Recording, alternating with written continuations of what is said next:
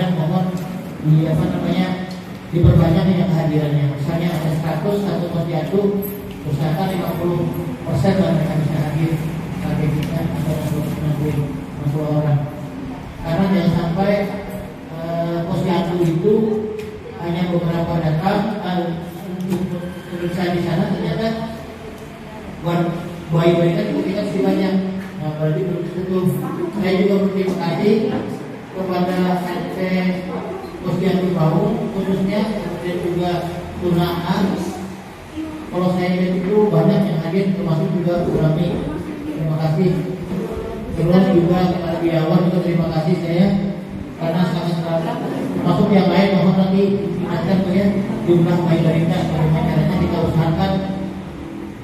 Sebagai Bu Hawania itu ada dia polanya inovasinya dia datang dari rumah dia datanginya ya.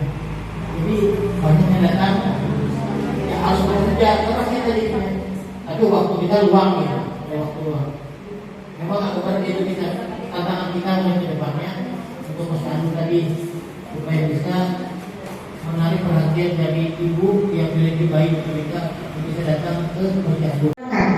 Kenapa? Karena jika menyangkut biaya, baik itu nanti pejabat, kemudian pengusaha, bahkan orang kaya sekalipun, jika sudah menderita kanker, akan menguras kantongnya hingga menjadi kering.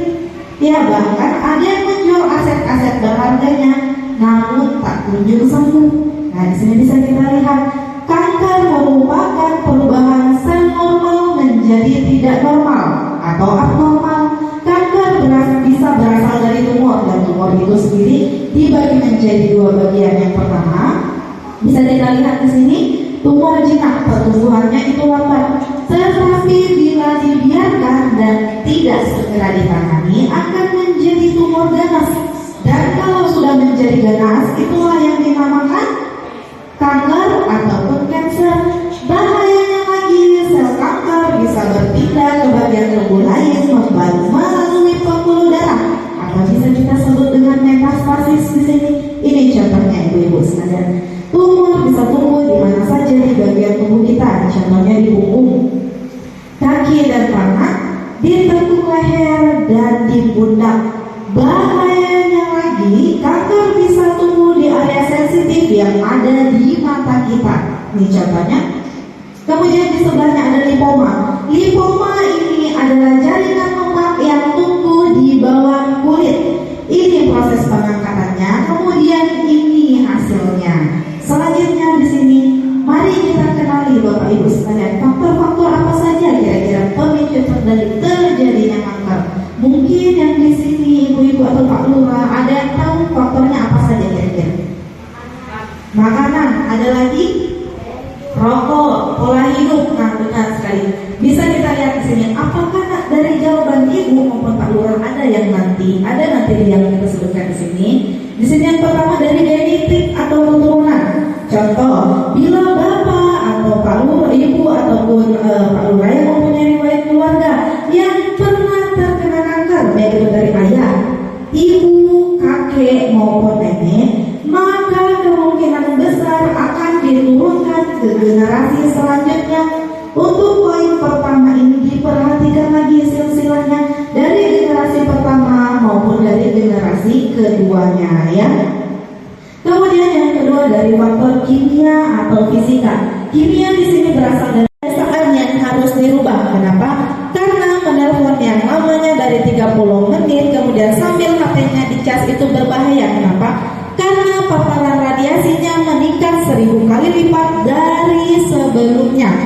Jadi kalau misalkan memang ada yang menelpon, HP-nya dicas, dicabut saja, lalu diangkat teleponnya.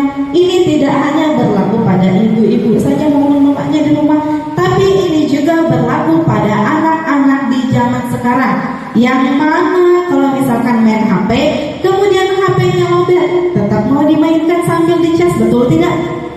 Banyak kejadian seperti itu sekarang. Itu tidak hanya berbahaya untuk otak kita. Kenapa? Bisa menyebabkan kanker otak 5-10 tahun ke depan. Itu bisa menyebabkan juga pada anak-anak karena radiasinya yang terkena mata menyebabkan kanker mata dan kanker otak juga. Diperhatikan lagi. untuk penggunaan handphonenya. Dan yang faktor ketiga itu ada makanan yang mengandung pengawet. Nah, di sini ada formalin. Ibu-ibu sekalian tahu tidak fungsi formalin itu apa? Mengawetkan mayat, benar sekali. Formalin fungsinya hanya satu saja, segi kaum wanita. Di sini survei kesehatan dunia sendiri membuktikan bahwa setiap 2 menit di dunia 1 wanita meninggal karena kanker serviks. Dan setiap 1 jam di Indonesia sendiri 1 wanita meninggal karena kanker serviks. Maka dari itu didirikannya Yayasan Sosialisasi Kanker Indonesia ini. Mari kita sama-sama menurunkan angka kematian dari kanker itu sendiri. Tidak yang hanya akan kita jelaskan di sini, tetapi kanker-kanker yang lainnya di Indonesia, terutama di kota Samarinda kita ini sendiri. Nah, di sini ada alat reproduksi wanita atau rahim wanita, ibu-ibu sekalian. Yang mana di rahim wanita ini ada 3 bagian yang rentan terkena kanker. Yang pertama ada di leher rahim atau serviks. Kemudian yang kedua di sini ada di endometrium atau badan rahim, dan yang ketiga ada di indung telur atau ovarium. Di sini mari kita bahas satu persatu lagi.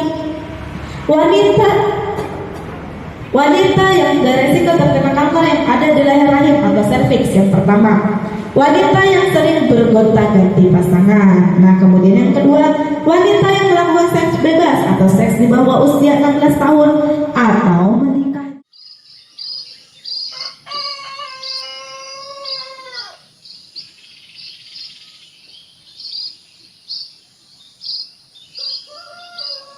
Assalamualaikum, permisi. Waalaikumsalam. Numpang amen, Pak.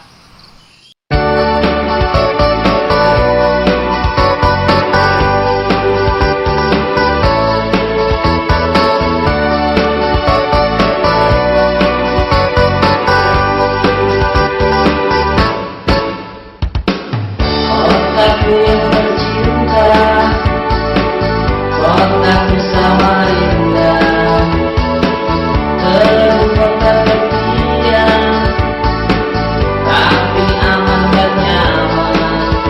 Hiu ramai banyak warganya, taman-taman senyum utama, aktivitas untuk bercemara kota. Kotaku yang tercinta, kotaku Samarinda, kota tepian, tapi aman dan nyaman. Banyak suku menghuni kota, toleransi mempersatukan, tinggi rendah derajat tak membedakan. Mengalir air sungai panjang makan, kebutuhan bagi wadah. Transportasi air darat kesenian dan juga makanan kulinernya.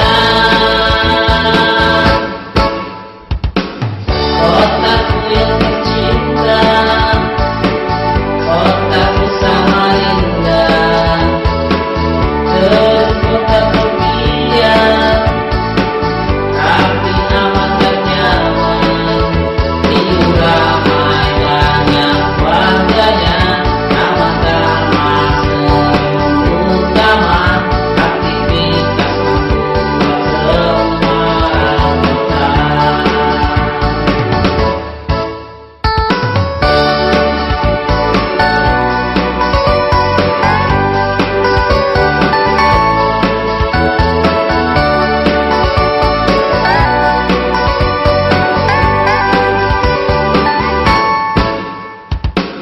Kotaku